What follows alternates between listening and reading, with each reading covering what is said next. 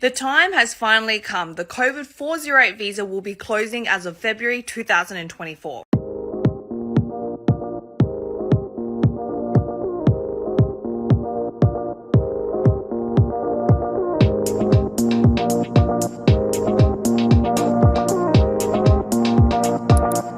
This is the Covert 408 visa, which allowed full work rights and anyone could apply for it over the last couple of years. However, as of the 2nd of September 2023, only existing 408 visa holders can apply for it. So if you didn't hold a Covert 408 visa after the 2nd of September 2023, you no longer can apply for it. If you do hold a 408 visa and expires after the 2nd of September 2023, you can still apply for another 408 visa, provided you meet the requirements. It looks like after this time, it will only be granted for a total of 6 months and there'll be a charge of $405. Just got an email from New South Wales that they should start conducting invitation rounds by the end of September.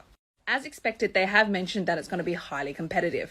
They've also mentioned that the nomination guidelines should be consistent with last year. So if you've got EOIs from last financial year, they should be considered as long as they're not expired. They also explained the difference between allocations and planning levels, which I think is explained really well, so let's go through it.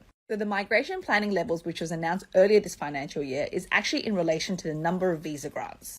I've explained this in one of my previous videos. And what they've just announced is the state allocations. This allocation is the number of nominations the state can issue that financial year. So New South Wales have been allocated 2,650 seats for the 190 visa and 1,500 for the 491 visa. From all the information that I've been reading, it seems that the states are desperate for skilled migrants, and they'll be continually asking the federal government for more allocation. There are two things that I learned about the 190 visa in New South Wales last year. First of all, I realized that if the requirements are released at the beginning of the year, don't worry too much because they will change. So if you remember at the beginning of the year, they released the occupation list and they actually put next to it the work experience required and the number of points, which made it really difficult for a lot of people to apply. So a lot of people actually ended up moving out of New South Wales. But then in December, they changed it and they removed it all, which then made it really easy for a lot of people to actually apply. Second of all, I realized that the uncommon occupations actually perform better. The competition was high for accountants and ICT business analysts. Our clients had to have like 100 points to be invited, maybe 95 points. Competition was tough. But then our clients who were in the uncommon, unpopular occupations, such as conference and event organizer, hairdresser, panel beater, they were all invited at 65 points. So I think if you have one of those occupations, you're eligible for a skills assessment, I definitely think you should give it a go because it's not as popular. One of the reasons for that is because a lot of people in Australia don't come to Australia to study those courses. A lot of the trade courses in Australia are reserved for Australian local students only, not international students. So you're not competing against Australian international students, unlike the other courses such as Bachelor of Information Systems or Bachelor of Accounting.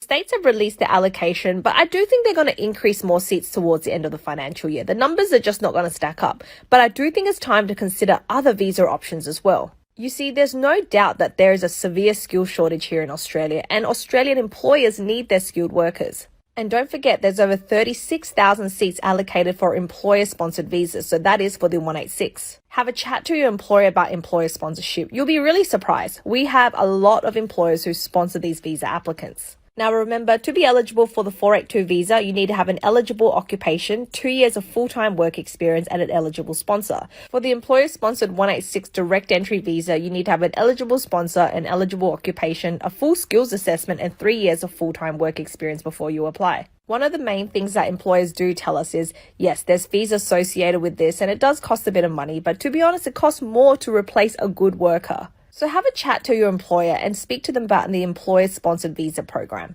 They definitely still need their skilled workers within their business.